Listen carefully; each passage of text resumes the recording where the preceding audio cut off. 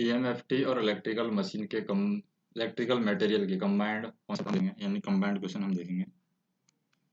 EMFT यानी electromagnetic field theory plus electrical material के combined question हम देखेंगे।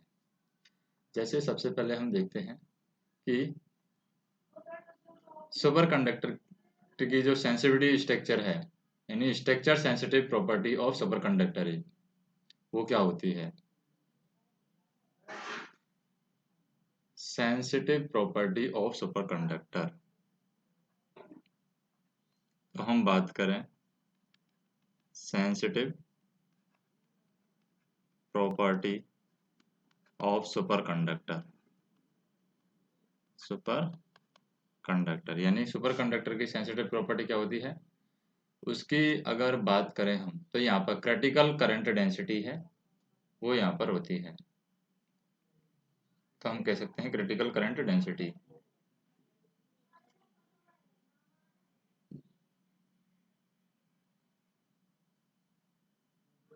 जैसे sensitive property of super conductor that is critical current density. Critical current density ये होती है। नेक्स्ट हम बात करें, जैसे जो विस्को इलास्टिक होता है, विस्को इलास्टिक हम बात करते हैं। जैसे एक होता है वो वर्ड हमारे पास में विस्को इलास्टिक, वो किसको बोलते हैं हम, विस्को इलास्टिक। ये होता है हमारे पास में कास्ट आयरन।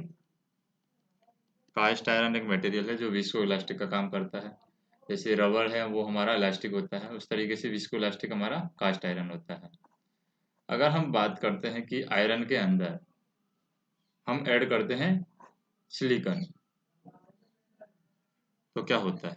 जैसे हम वायर ऐड करते हैं, आयरन के अंदर हम ऐड कर रहे हैं क्या, सिलिकॉन ऐड कर रहे हैं, क्योंकि सिलिकॉन सेमीकंडक्टर है।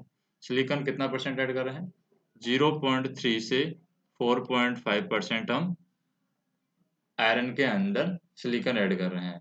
तो इससे क्या होगा, यानी कि इलेक्ट्रिकल रेजिस्टिविटी पर क्या इफेक्ट पड़ेगा। तो आयरन की इलेक्ट्रिकल रेजिस्टिविटी है इससे इंक्रीज होगी, इलेक्ट्रिकल रेजिस्टिविटी। तो आयरन की इलेक्ट्रिकल रेजिस्टिविटी यहाँ से इंक्रीज होगी। नेक्स्ट हम देखें, जैसे कौन सा मटेरियल यहाँ पर प्रीफर्ड किया जाता है ओवर लॉन्ग डिस्टेंस ट्रांसमिशन, यानी हमारा अगर हमें लॉन्ग डिस्टेंस ट्रांसमिट के लिए कौन सा मटेरियल है कंडक्टर के रूप में हम प्रीफर करते हैं। लॉन्ग डिस्टेंस, तो लॉन्ग डिस्टेंस के लिए हम प्रीफर करते हैं यहाँ पर स्टील रेनफोर्स्ड एल्युमिनियम है, ये यहाँ पर प्रीफर किया जाता है। स्टील रेनफोर्स्ड एल्युमिनियम यहाँ पर प्रीफर किया जाता है लॉन्ग डिस्टेंस के लिए। नेक्स्ट हम बात करते हैं, जैसे क्रिस्टल के बारे में बात करते हैं। क्या है कि क्रिस्टल के अंदर एटम्स वाइब्रेट होते हैं एट ए फ्रीक्वेंसी, तो वो किसके द्वारा डिटरमाइन किया जाता है। इन ए क्रिस्टल एटम्स यहाँ पर वाइब्रेट होते हैं, वाइब्रेट एट ए फ्रीक्वेंसी। तो यहाँ पर हम कह सकते हैं in a crystal atoms vibrate at a frequency that is determined by. तो ये किसके द्वारा डिटरमाइन की जाती है, यहाँ पर जो क्रिस्टल है एटम्स वाइब्रेट करते हैं किसी फ्रीक्वेंसी पर, तो वो एटम वाइब्रेट करते हैं किसी फ्रीक्वेंसी पर, उसको किसके द्वारा डिटरमाइन किया जाएगा। तो यहाँ पर उसको डिटरमाइन किया जाता है stiffness of the bond it makes with neighbour. Stiffness of the bond, stiffness of the bonds it makes with neighbor, it makes with neighbor। Next हम बात करते हैं, जैसे स्टील वायर है, स्टील वायर को कहाँ पर यूज किया जाता है? तो जैसे हम बात करें यहाँ पर स्टील वायर, स्टील वायर कहाँ पर यूज किया जाएगा? कोर वायर ऑफ ACSR, यानी ACSR कंडक्टर के अंदर हम कोर वायर के रूप में स्टील वायर यूज करते हैं, कोर वायर के रूप में। हम देखते हैं बाकी नेक्स्ट कि इंडिया के अंदर यहाँ पर एल्युमिनियम है, उसने कॉपर को रिप्लेस कर दिया है, यानी कि हम एल्युमिनियम यूज कर रहे हैं कॉपर की जगह पर इंडिया के अंदर। वो क्यों यूज कर रहे हैं इंडिया के अंदर? यानी कॉपर अच्छा कंडक्टर होता है इलेक्ट्रिसिटी का, यानी कि हम कह सकते हैं कि एल्युमिनियम ने कॉपर को रिप्लेस कर दिया है। उसकी क्या वजह है? यानी ट्रांसमिट के लिए हम एल्युमिनियम यूज करने लग गए हैं। तो पहली बात तो ये हम कह सकते हैं कि एल्युमिनियम क्या है, हमारे इंडिया के अंदर प्लेंटी अमाउंट में अवेलेबल है। दूसरी बात ये है कि इसका कॉस्ट है वो लो होता है, यानी कि चीप पर हम बोल सकते हैं। तीसरा इसका कारण ये है कि लाइटर होता है, यानी कि इसका वेट भी कॉपर के कंपैरिजन में कम होता है। तो ये सारे रीजन हैं यहाँ पर। नेक्स्ट हम बात करते हैं, अगला हम देखें कि कार्बन का परसेंटेज किसके अंदर सबसे कम होता है? कार्बन परसेंटेज की बात करें, कार्बन परसेंटेज, तो अगर हम बात करें कार्बन परसेंटेज, जैसे लो कास्ट कार्बन स्टील होता है, रॉड आयरन होता है, कास्ट आयरन होता है, उन सभी में हम एक टर्म आती है यहाँ पर मेलिएबल आयरन। तो मेलिएबल आयरन है, कास्ट आयरन है, रॉट आयरन है, लो कार्बन स्टील है, इनमें सब में किसके अंदर कार्बन कम होता है, यानी कार्बन का परसेंटेज लो होता है सबसे, या लीस्ट होता है, उसे हम कहते हैं रॉट आयरन, रॉट आयरन। यानी हम इसे याद रख सकते हैं, रॉन्ग है मतलब, रॉन्ग मतलब कम होगा उसके अंदर। नेक्स्ट हम बात करें, ऑटम्स के अंदर नेगेटिवली चार्ज पार्टिकल्स कौन से होते हैं? तो ऑटम्स की बात कर रहे हैं हम, ऑटम में भी किसकी बात कर रहे हैं? Negative charge, negatively charge particle की, चार्ज पार्टिकल। तो नेगेटिवली चार्ज पार्टिकल हमारे इलेक्ट्रॉन होते हैं, पॉजिटिवली चार्ज पार्टिकल हमारे प्रोटॉन होते हैं, और न्यूट्रॉन पर कोई आवेश यहाँ पर नहीं होता है। नेक्स्ट हम बात करें कि सुपर कंडक्टिविटी है किसके द्वारा एब्जॉर्ब की जाती है, यानी कौन सी कंडीशन में सुपर कंडक्टिविटी एब्जॉर्ब की जाती है? सुपर कंडक्टिविटी, तो सुपर कंडक्टिविटी है डीसी और लो फ्रीक्वेंसी पर ही एब्जॉर्ब की जाती है, डीसी एंड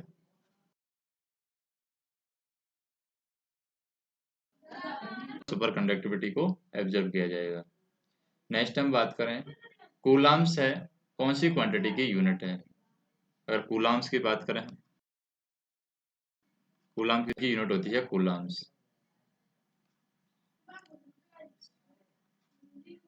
कूलाम्स किसकी यूनिट है? यहाँ पर चार्ज की यूनिट है। नेक्स्ट हम बात करें कि कूलाम्स लॉ है किसके अंदर लगाया जाता है, यानी कौन सी कंडीशन है जहाँ पर कूलाम्स लॉ लगाया जाता है? तो यहाँ पर कूलाम्स लॉ है इलेक्ट्रोस्टैटिक के अंदर एम्प्लॉय किया जाता है। तो हम कह सकते हैं यहाँ पर कूलाम्स लॉ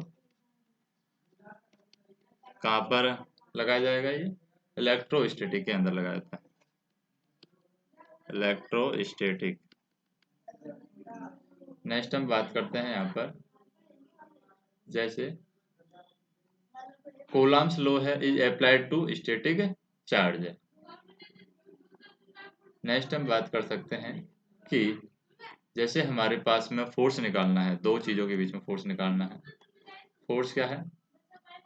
हमें दो आवेश दे रखे हैं, एक दे रखा है 2 कूलम, एक दे रखा है, और इनकी डिस्टेंस दे रखी है, दोनों का डिस्टेंस यहाँ पर दे रखा है, दोनों डिस्टेंस किससे सेपरेट है? 1 मीटर डिस्टेंस से सेपरेट है। तो फार्मूला क्या होता है यहाँ पर? फार्मूला होता है जैसे force equal to Q1 Q2 divide by R square, 4 pi E0 R², 4 pi E0 R², ये फार्मूला होता है।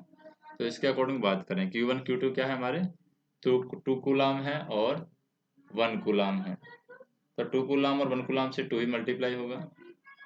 4 पाई R² की वैल्यू मीटर स्क्वायर है, तो इसके अकॉर्डिंग हम बात कर सकते हैं कि ये वैल्यू हमारी जो सॉल्व होगी वो होगी -2 इंटू क्या होगी 4 पाई E0 की वैल्यू क्या होती है, E0 की वैल्यू जैसे 9 × 10⁸ होगी, उसके अकॉर्डिंग हम निकालेंगे। R², R भी यहाँ पर क्या दे रखा है, 1 मीटर दे रखा है, वो भी एयर के लिए दे रखा है।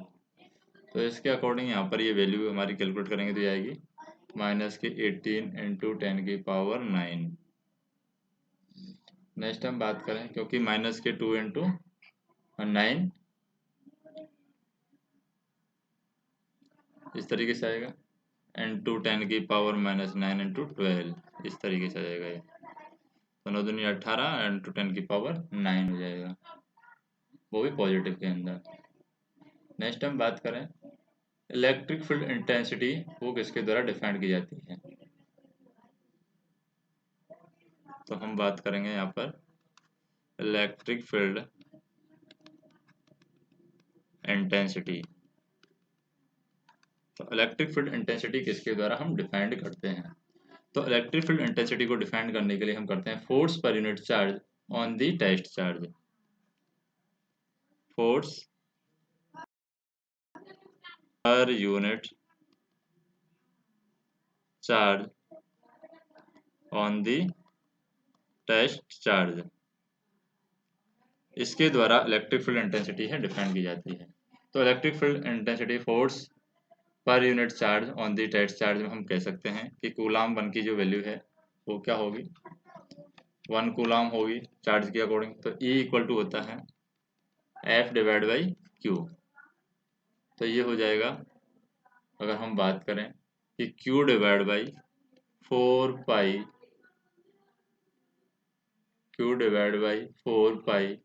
ER का स्क्वायर हो जाएगा। नेक्स्ट हम बात करें कि यहाँ पर हमें निकालना है charge that produce an electric field strength, तो वो चार्ज हमें निकालना है जो कि इलेक्ट्रिक फील्ड स्ट्रेंथ को प्रोड्यूस करेगा, तो वो हम निकालते हैं यहाँ पर, जैसे electric field strength of 40 volt per centimetre, electric field strength वो दे रखी है कितनी, 40 volt per centimetre at a distance of 30 centimetre in vacuum. तो डिस्टेंस कितनी दे रखी है यहाँ पर, 30 सेंटीमीटर इन वैक्यूम, यानी 10⁻⁸ डिग्री सेल्सियस,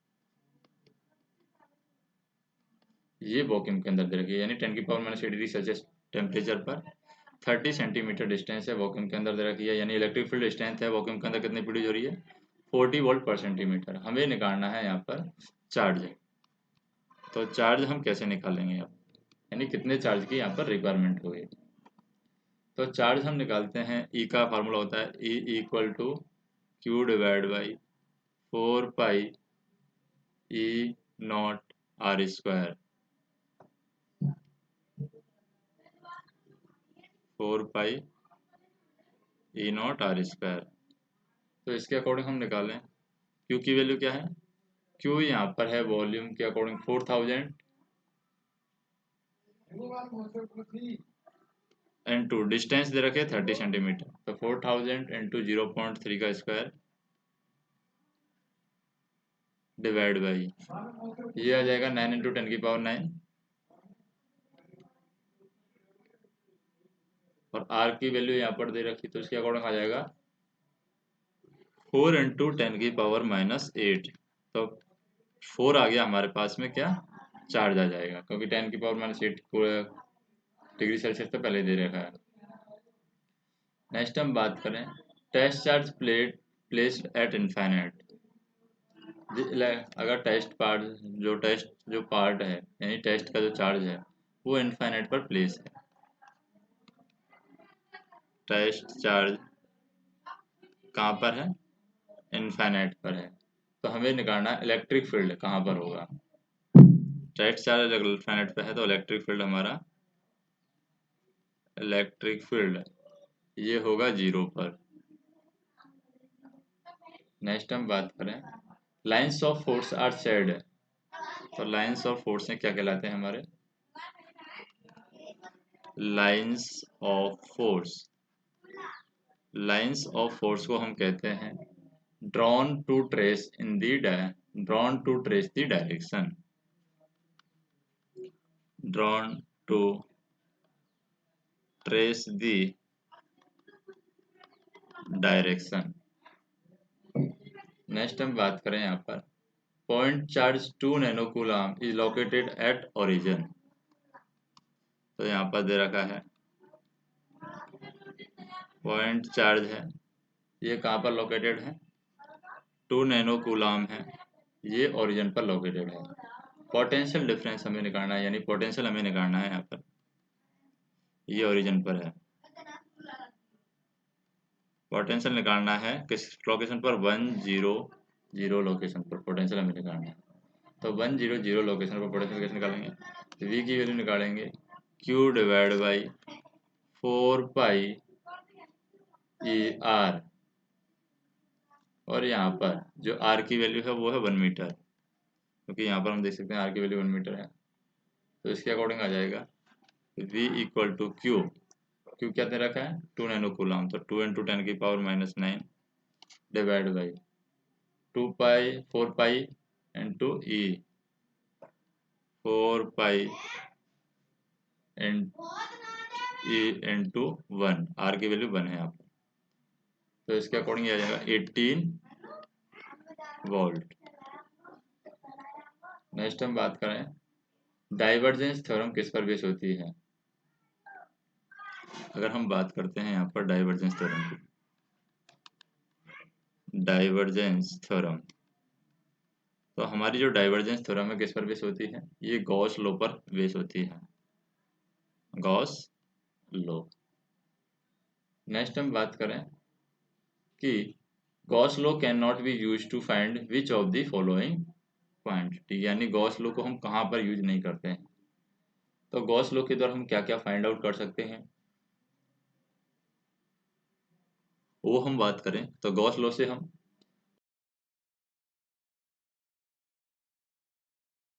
इलेक्ट्रिक फील्ड हम और क्या फाइंड कर सकते हैं, इलेक्ट्रिक फ्लक्स डेंसिटी हम फाइंड कर सकते हैं, इलेक्ट्रिक फ्लक्स डेंसिटी हम फाइंड कर सकते हैं, और गॉस लॉ के द्वारा हम चार्ज भी फाइंड कर सकते हैं, लेकिन हम परमिटिविटी है फाइंड नहीं कर सकते। परमिटिविटी ये कांस्टेंट फॉर पर्टिकुलर मटेरियल, जैसे कि वाटर के लिए 1 होती है permittivity, it can not be determined from Gauss law, whereas the remaining option हम कह सकते हैं कि गॉस लॉ के द्वारा हम परमिटिविटी क्या होती है किसी मटेरियल की, वो पर्टिकुलर होती है किसी मटेरियल के लिए। फिर हम बात करें अगर अच्छे डाइलेक्ट्रिक की बात करते हैं, अच्छा डाइलेक्ट्रिक का एग्जांपल हम लें, कौन सा हो सकता है अच्छे डाइलेक्ट्रिक का एग्जांपल, यानी गुड डाइलेक्ट्रिक का एग्जांपल हमें बताना है। गुड डाइलेक्ट्रिक का एग्जांपल क्या हो सकता है, सेरेमिक है, ये गुड डाइलेक्ट्रिक का एग्जांपल है। नेक्स्ट हम बात करें dielectric can be made a conductor,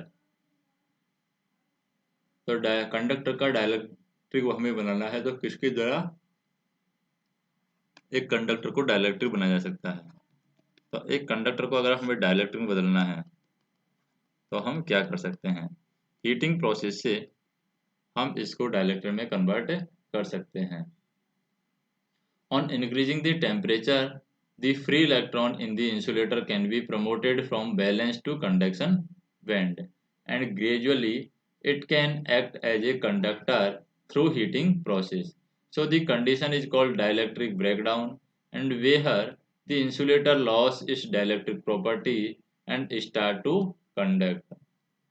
next हम बात करें कि हमें डाइलेक्ट्रिक कांस्टेंट करना किसी मटेरियल का, उसकी इलेक्ट्रिक ससेप्टिबिलिटी दे रखी है 4। तो हम देखें यहाँ पर जैसे इलेक्ट्रिक ससेप्टिबिलिटी दे रखी है 4, इलेक्ट्रिक ससेप्टिबिलिटी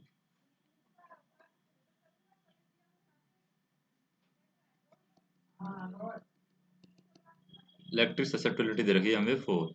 तो हमें निकालना है डाइलेक्ट्रिक कांस्टेंट। तो डाइलेक्ट्रिक कांस्टेंट क्या होगा? 5 होगा। डाइलेक्ट्रिक कांस्टेंट यहाँ पर होगा 5। नेक्स्ट हम बात करें magnetic field which destroy the super conductivity. तो यहाँ पर हम कह सकते हैं कौन सा मैग्नेटिक फील्ड है जो कि सुपर कंडक्टिविटी को डिस्ट्रॉय कर सकता है।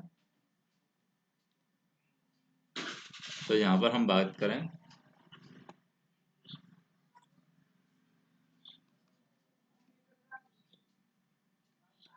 मैग्नेटिक फील्ड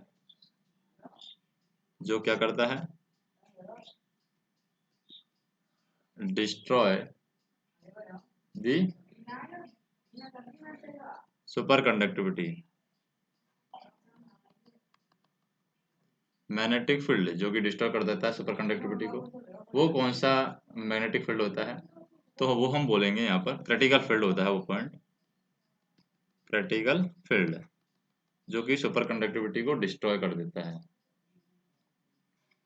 तो field, critical field is that a strong magnetic field which can destroy the superconductivity of material. The temperature at which this occur is called transient temperature। और जिस temperature पर ये condition arise होती है उसे हम कहते हैं ट्रांजिएंट यानी ट्रांजिशन टेम्परेचर। नेक्स्ट हम बात करें जैसे मैग्नेटिक ससेप्टिबिलिटी है सुपर कंडक्टर में, वो क्या होती है? तो यहाँ पर बात करें मैग्नेटिक ससेप्टिबिलिटी इन सुपर कंडक्टर। मैग्नेटिक ससेप्टिबिलिटी इसके अंदर, मैग्नेटिक ससेप्टिबिलिटी सुपर कंडक्टर के अंदर क्या होती है? सुपर, तो मैग्नेटिक ससेप्टिबिलिटी है सुपर कंडक्टर के अंदर वो नेगेटिव होती है, नेगेटिव। यानी हम कह सकते हैं due to the perfect diamagnetism in a superconductor, यानी एक सुपर कंडक्टर में क्या होता है? परफेक्ट डाई मैग्नेटिज्म होता है। It's magnetic susceptibility will be negative, यानी सुपर कंडक्टर की जो मैग्नेटिक ससेप्टिबिलिटी है वो नेगेटिव होती है। क्यों होती है नेगेटिव? क्योंकि उसके अंदर परफेक्ट डाइलेक्ट्रिक होता है सुपर कंडक्टर के अंदर, जिसकी वजह से मैग्नेटिक ससेप्टिबिलिटी नेगेटिव होती है। और इस इफेक्ट को हम क्या कहते हैं? मेसनर इफेक्ट हम कहते हैं। यानी magnetic susceptibility of superconductor negative due to the dia perfect, due to perfect diamagnetism, perfect diamagnetism. और ये प्रोसेस हमारी कहलाती है क्या? Meissner effect, MEISSNER, Meissner effect हमारा ये कहलाता है।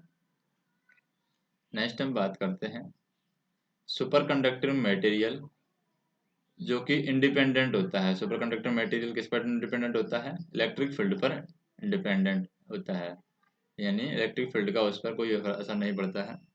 तो हम